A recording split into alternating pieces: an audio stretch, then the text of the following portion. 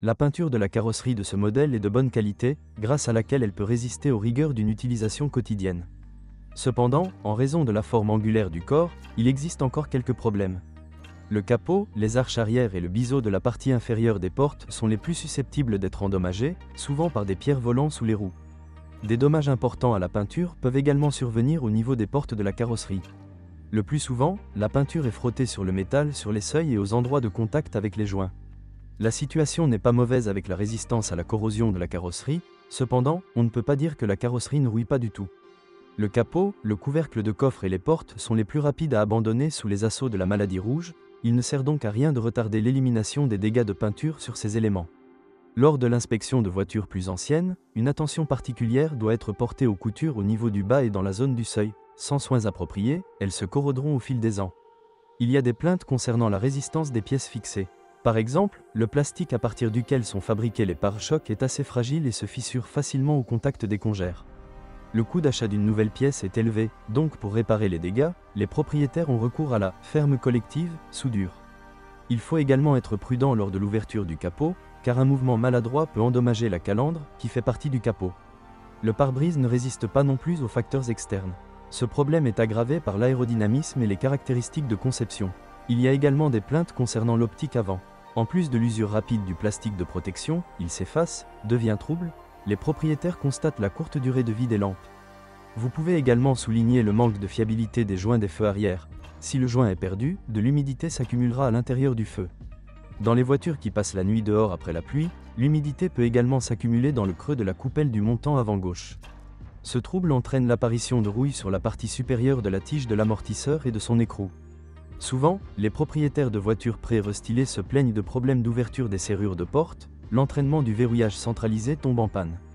Les serrures elles-mêmes ne sont pas particulièrement fiables, il faut surtout souvent changer la serrure du couvercle du coffre, elle dure 2 à 3 ans. Parmi les problèmes courants de ces unités, il convient de noter la courte durée de vie du support moteur avant, Bendix. Démarreur, pompe à essence et thermostat, fuite. Tous les moteurs à combustion interne, à l'exception du 1.3, sont équipés d'un entraînement par courroie de distribution qui, conformément à la réglementation, doit être entretenu tous les 120 000 km. Cependant, les propriétaires expérimentés affirment qu'il est préférable de le faire plus souvent, car souvent la courroie ne peut même pas supporter 100 000 km, elle doit être changée tous les 80 000 km. Il est recommandé de changer la pompe en même temps que la courroie. Mais la chaîne utilisée dans le moteur A9JA peut durer entre 200 et 250 000 km sans remplacement.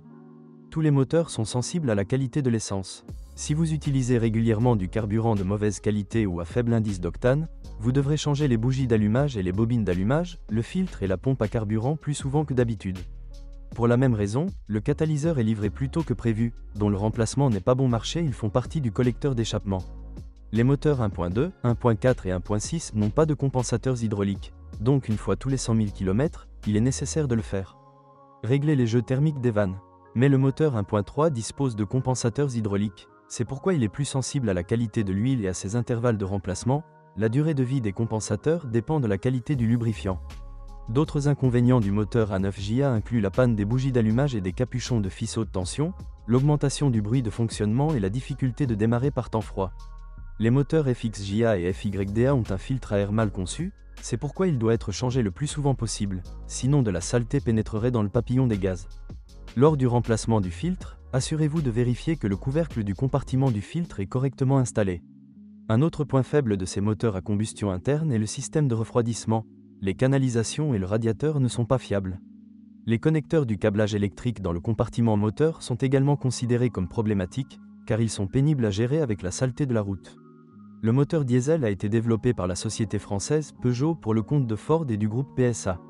Ce moteur est plus problématique que les moteurs à essence et commence à souffrir de pannes importantes après 100 000 km. L'équipement de carburant tombe en panne, l'équipement à piston s'use, des fuites d'huile apparaissent et la turbine est considérée comme inconsommable. De plus, ce moteur à combustion interne est sujet aux fuites de lubrifiant, notamment au niveau du distributeur pneumatique. Souvent, les propriétaires de Ford Fusion Diesel sont confrontés à des problèmes tels que l'épuisement des rondelles d'étanchéité sous les injecteurs, la contamination de la valve USR, l'usure des arbres à cam et l'étirement prématuré de la chaîne. Un autre argument convaincant pour refuser une telle voiture est le fait qu'elles ne nous ont pas été officiellement fournies, mais qu'elles ont été apportées par des hommes d'affaires automobiles et qu'elles ont un kilométrage impressionnant.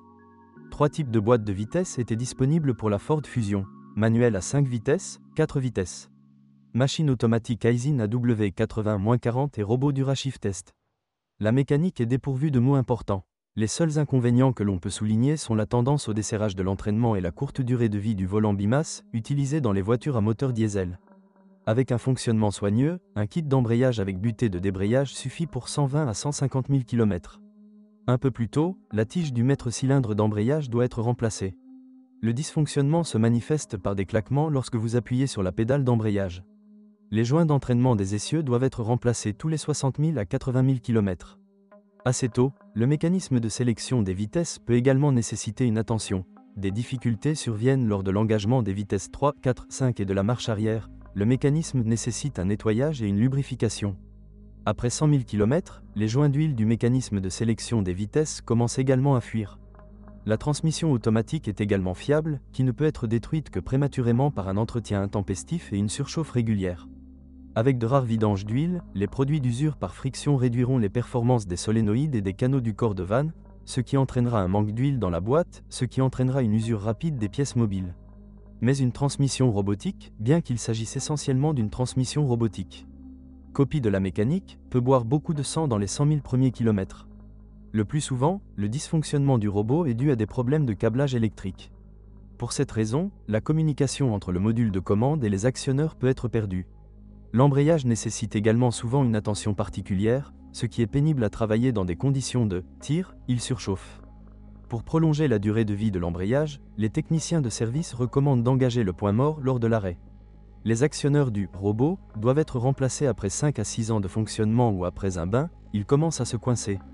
Un autre inconvénient du robot est la lenteur et le coût élevé des réparations, jusqu'à 1 500 $ américains.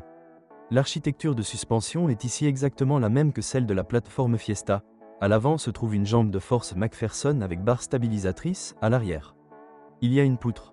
Le châssis est généralement fiable, la seule chose dont se plaignent les propriétaires de Ford Fusion est la courte durée de vie des consommables du stabilisateur et des amortisseurs arrière d'origine, durée de vie de 40 à 70 000 km.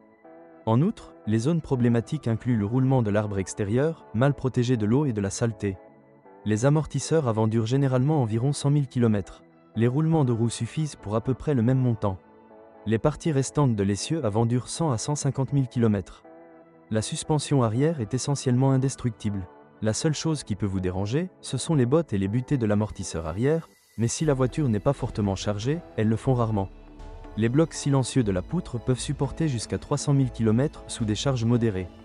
Parmi les défauts opérationnels, il convient de souligner la rigidité excessive de la suspension et la tendance au balancement à grande vitesse.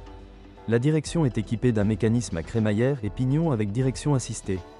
La durée de vie du rack, en fonction des conditions de fonctionnement, est de 100 à 150 000 km, les bagues se cassent. La pompe de direction assistée peut supporter à peu près la même quantité.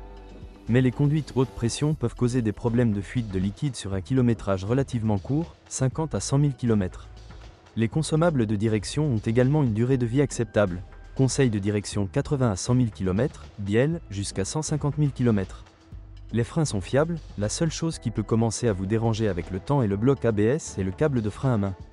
Sur les voitures plus anciennes, il faut prendre soin des durites du système, elles se couvrent de fissures.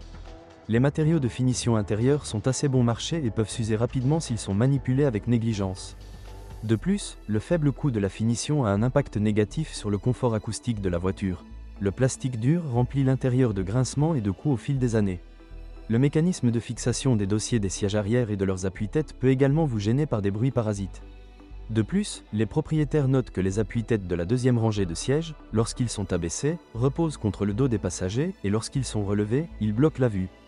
Dans les voitures de plus de 10 ans, les actionneurs tombent souvent en panne. Poignées, boutons, câbles de commande et autres petites choses similaires. Lors de l'achat d'une Ford Fusion sur le marché secondaire, faites attention à l'état de la finition, car elle en dit long sur le kilométrage et les conditions de fonctionnement de la voiture. Ainsi, par exemple, les voitures à faible kilométrage en ville auront un intérieur comme neuf. Un kilométrage élevé est indiqué par des abrasions importantes dans les ouvertures, de la poussière dans le plastique et des sièges affaissés. Il y a également quelques problèmes avec l'équipement intérieur. Les principaux sont la défaillance des fins de course, du verrouillage centralisé, du ventilateur de chauffage et des connecteurs de divers interrupteurs. Avec une utilisation fréquente d'éléments chauffants, les rétroviseurs extérieurs durent 60 à 80 000 km. Dans les voitures équipées de climatisation, des fuites de fréon apparaissent après 6 à 8 ans de fonctionnement, les tubes doivent être remplacés. Les interrupteurs de la colonne de direction sont également sujets aux pannes, les contacts grillent. Vous pouvez également souligner le manque de fiabilité du générateur, qui doit être réparé tous les 4 à 5 ans. Lors du choix d'une Ford Fusion sur le marché secondaire, il est préférable d'examiner immédiatement les options avec un bon équipement, car l'installation d'équipements non standards, multimédia, vitres électriques, etc., conduit souvent à l'apparition de pannes diverses dans l'électronique. Si vous êtes propriétaire de ce modèle de voiture, veuillez décrire les problèmes que vous avez rencontrés lors de l'utilisation de la voiture. Peut-être que votre avis aidera les lecteurs de notre site lors du choix d'une voiture. Bonjour les amis, vous cherchez une voiture d'occasion? Vous devez prêter attention au site web carm.pro. Carm.pro est grand catalogue de voitures, moteurs, boîtes de vitesse. Et le meilleur, c'est que vous pouvez trouver des informations sur les pannes de n'importe quelle pièce. Complètement gratuit. Allez sur le site web carm.pro et découvrez tous les éventuels points faibles des voitures d'occasion.